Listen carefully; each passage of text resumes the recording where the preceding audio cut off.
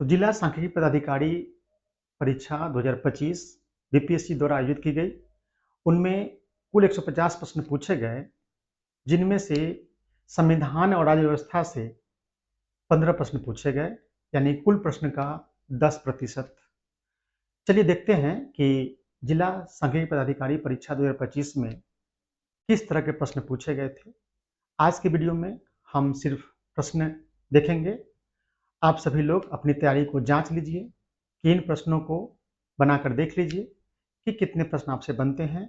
मान लीजिए कि आप बीपीएससी के एग्जामिनेशन में बैठे हुए हैं, तो आप बनाकर देखिए और अगले वीडियो में हम इसका उत्तर भी लेकर आएंगे। चलिए शुरू करते हैं। BPSC DSO PT examination 2025, exam date 3 अगस्त 2025। देखिए पहला प्रश्न क्या था, निम्नलिखित में से कौन संविधान सभा के सदस्य नहीं थे। ऑप्शन ए है राजकुमारी अमृत कौर, ऑप्शन बी है अरुणा आसफ अली, ऑप्शन सी है सुचेता कृपलानी और ऑप्शन डी है विजय लक्ष्मी पंडित। तो पहले प्रश्न में यह पूछा गया है कि निम्नलिखित में से कौन संविधान सभा के सदस्य नहीं थे। आप सभी जानते होंगे कि संविधान सभा जो भारत की बनी थी संविधान निर्माण के लिए, उसमें 15 महिलाएं सदस्य थी। तो 15 महिला सदस्यों में से यहाँ पे 4 नाम है और ये चुनना है कि इन 4 नामों में से कौन संविधान सभा के सदस्य नहीं थे। चलिए देखते हैं दूसरा प्रश्न। स्थानीय शासन से संबंधित निम्नलिखित समितियों को कालानुक्रमिक क्रम में व्यवस्थित करने के लिए कहा गया है। दूसरे प्रश्न में एक में है बलवंत मेहता समिति, 2 में है जीवी के राव समिति, 3 में अशोक मेहता समिति और 4 में थुंगन समिति।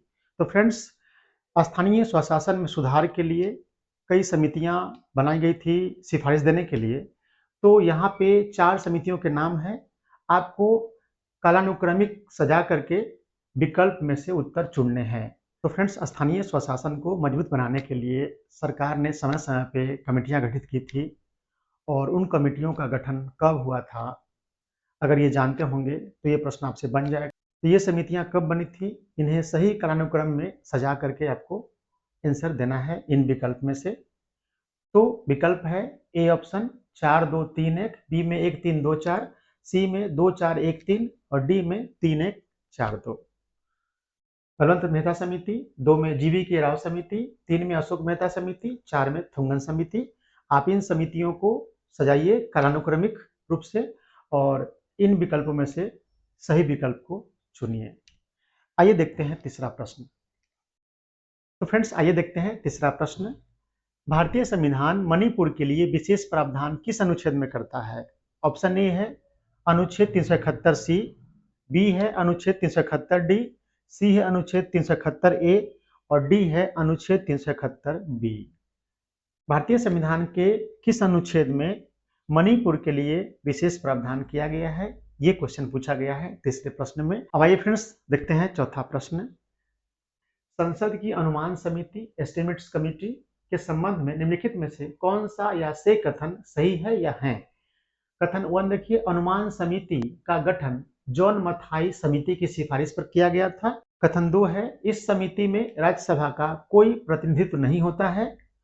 ऑप्शन ए है केवल 2, बी ऑप्शन है दोनों 1 और 2, सी में केवल 1 और ऑप्शन डी है उपरोक्त में से कोई नहीं। तो फ्रेंड्स, चुनना है कि प्राकलन समिति, जिसे अनुमान समिति कहते हैं, इंग्लिश में कहते हैं एस्टिमेट्स कमिटी, तो उनका जो गठन किया गया है उनके संबंध में या गठन कैसे होता है, इसके संबंध में ये 2 कथन है और आपको इन दोनों कथनों में कौन सही है कौन गलत है उसके आधार पर विकल्प में से सही उत्तर चुनना है।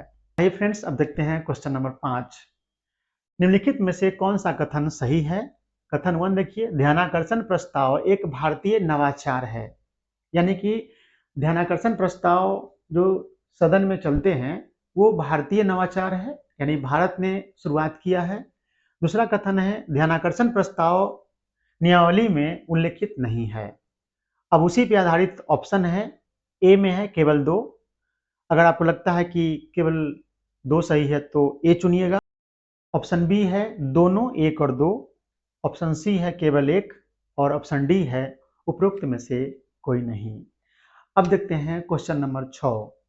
लोकसभा अध्यक्ष को हटाने के लिए किस प्रकार का बहुमत आवश्यक है। ऑप्शन ए पूर्ण बहुमत, ऑप्शन बी विशेष बहुमत, ऑप्शन सी साधारण बहुमत और ऑप्शन डी प्रभावी बहुमत। क्वेश्चन नंबर 7 है, निम्नलिखित में से भारतीय वरीयता क्रम में सबसे नीचे कौन आता है? ऑप्शन ए पूर्व राष्ट्रपति, बी उप प्रधानमंत्री, सी भारत के मुख्य न्यायाधीश और डी किसी राज्य के राज्यपाल उसके अपने राज्य में। भारतीय शासन व्यवस्था में जो महत्वपूर्ण पद होते हैं उन्हें क्रमिक रूप से महत्व दिया गया है, उन्हें वरीयता क्रम में रखा गया है। तो इन चारों पदों में सबसे नीचे कौन आते हैं, ये प्रश्न था क्वेश्चन नंबर 7। आइए अब देखते हैं क्वेश्चन नंबर 8। निम्नलिखित में से किसे भारत के उपराष्ट्रपति पद के लिए निर्विरोध चुना गया था? तो ऑप्शन ए है मोहम्मद हिदायतुल्लाह, बी है मोहम्मद हमीद अंसारी, सी है बराहगिरी वेंकटगिरी जिन्हें शॉर्ट में बीवी गिरी कहते हैं, डी है कोचरिल रमन नारायणन यानी के आर नारायणन।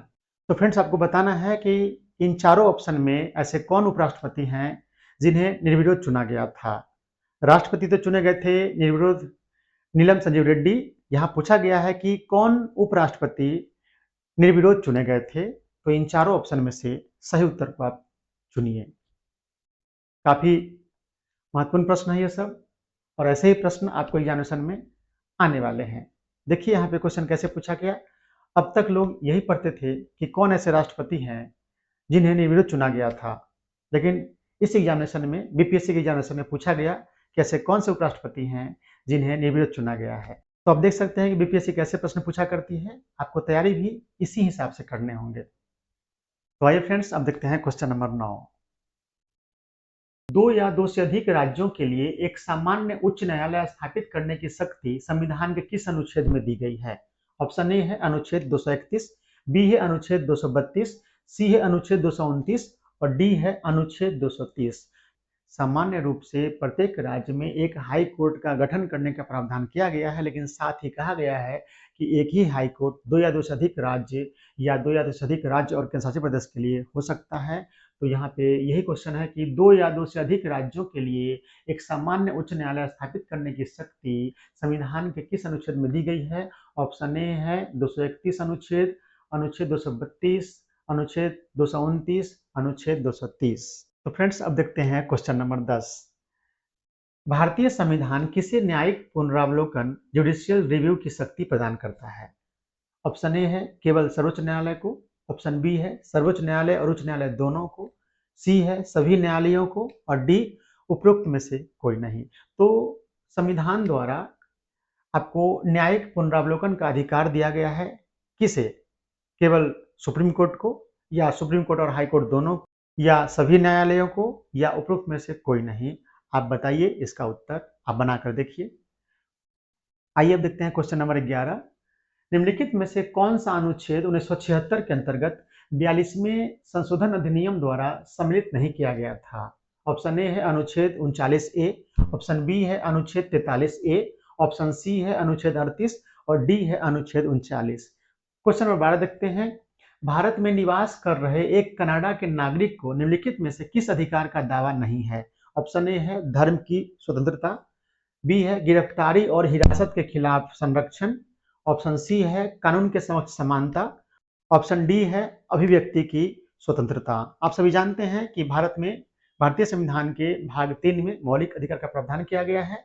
कुछ ऐसे मौलिक अधिकार हैं जो सिर्फ भारतीयों को है, कुछ ऐसे मौलिक अधिकार हैं जो भारतीय और विदेशी दोनों को है। यहाँ पूछा गया है कि कोई कनाडा के नागरिक हैं तो उन्हें कौन सा अधिकार नहीं मिल सकता है या वो दावा नहीं कर सकता है कि हमें ये अधिकार चाहिए। आइए फ्रेंड्स अब देखते हैं क्वेश्चन नंबर 13। स्वतंत्र भारत की पहली कैबिनेट में वाणिज्य मंत्रालय किसके पास था? ऑप्शन ए है सरदार वल्लभ भाई पटेल, ऑप्शन बी है CH भाभा, सी है डॉक्टर जॉन मथाई और डी है डॉक्टर श्यामा प्रसाद मुखर्जी। आपको बताना है कि आजाद भारत की जो पहली कैबिनेट बनी थी उसमें वाणिज्य मंत्रालय किनके हाथों में मिली थी? आइए अब देखते हैं क्वेश्चन नंबर 14। निम्नलिखित में से कौन संविधान सभा की प्रारूप समिति के सदस्य नहीं थे? ऑप्शन ए है अल्लादी कृष्ण स्वामी अय्यर, BT कृष्णमाचारी, सी है सैयद मोहम्मद सादुल्ला, ऑप्शन डी है N गोपाल स्वामी अयंगर। फ्रेंड्स संविधान सभा में प्रारूप समिति सबसे महत्वपूर्ण समिति थी, तो उनके सदस्यों में से कौन सदस्य नहीं थे इन चारों में से? ये फ्रेंड्स आप सभी जानते होंगे कि संविधान सभा की प्रारूप समिति सबसे महत्वपूर्ण समिति थी, जिसमें अध्यक्ष सहित कुल 7 सदस्य थे और अध्यक्ष थे डॉक्टर भीमराव अम्बेडकर जी। तो पूछा गया है कि प्रारूप समिति के कौन इनमें सदस्य नहीं हुआ करते थे? आपको चुनने हैं इन चारों ऑप्शन में से। आइए फ्रेंड्स, अब देखते हैं क्वेश्चन नंबर 15। भारतीय संविधान सभा ने राज्यसभा के सदस्यों के चुनाव से संबंधित प्रावधान किस स्रोत से ग्रहण किया है? ऑप्शन ए है दक्षिण अफ्रीकी संविधान, ऑप्शन बी है भारत शासन अधिनियम 1935, ऑप्शन सी है ब्रिटिश संविधान और डी है कनाडाई संविधान। भारतीय संविधान के विदेशी स्रोत से ये प्रश्न पूछा गया है। आप सभी जानते होंगे कि भारतीय संविधान बनते समय कई देशों के संविधानों का अध्ययन किया गया था और उनमें जो अच्छी बातें थी भारतीय व्यवस्था के अनुकूल उन्हें शामिल किया गया था। तो ये पूछा गया है कि राज्यसभा के सदस्यों का जो चुनाव प्रक्रिया है, चुनाव से संबंधित प्रावधान है, उसका स्रोत क्या है, कहाँ से ग्रहण किया गया है? तो ये चारों ऑप्शन है दक्षिण अफ्रीकी संविधान, भारत शासन अधिनियम 1935, ब्रिटिश संविधान, कनाडाई संविधान। इन चारों ऑप्शन में चुनने हैं कि राज्यसभा के सदस्यों का चुनाव कहाँ से लिया गया है फ्रेंड्स। तो फ्रेंड्स, इस तरीके से हमने आज की वीडियो में जिला सांख्यिकी पदाधिकारी परीक्षा 2025 बीपीएससी द्वारा आयोजित की गई थी। 3 अगस्त 2025 को ये परीक्षा हुई थी। इस परीक्षा में कुल 150 प्रश्न पूछे गए थे, जिनमें से संविधान और राज्य व्यवस्था से प्रश्नों की संख्या 15 थी और उन प्रश्नों को हमने देखा आज के वीडियो में। इस वीडियो के बाद अगले वीडियो में हम इन 15 प्रश्न का उत्तर देखेंगे, डिटेल से देखेंगे। तब तक आप सभी लोग इन प्रश्नों को बनाकर देखिए, आप अपनी तैयारी को जांच लीजिए और साथ ही 71वीं बीपीएससी देने वाले हों, टीआरई 4, टीआरई 5, 72वीं बीपीएससी या आगे की बीपीएससी परीक्षा देनी हो, या फिर आप दरोगा की परीक्षा देना है, या फिर आप दरोगा के अभ्यर्थी हैं, बिहार पुलिस के अभ्यर्थी हैं, आप सब लोग भी ऐसे प्रश्नों को बनाकर देखिए। सामान्य नागरिक भी इन प्रश्नों को देख सकते हैं, क्योंकि सामान्य नागरिक जो आदर्श नागरिक हो सकते हैं, उनके लिए इन सभी का नॉलेज रखना बहुत जरूरी होता है। एक पढ़े लिखे और जागरूक इंसान से, एक पढ़े लिखे और आदर्श नागरिक से ये सभी जानकारियां अपेक्षा करती है देश।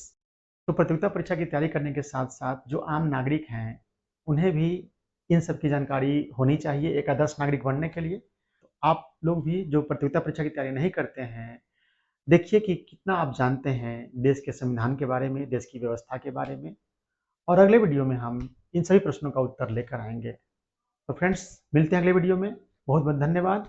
अगर हमारा प्रयास अच्छा लग रहा हो तो हमारे चैनल को सब्सक्राइब कर लीजिए और फेसबुक पर देख रहे हैं तो फॉलो कर लीजिए, वीडियो को लाइक और शेयर कर दीजिए।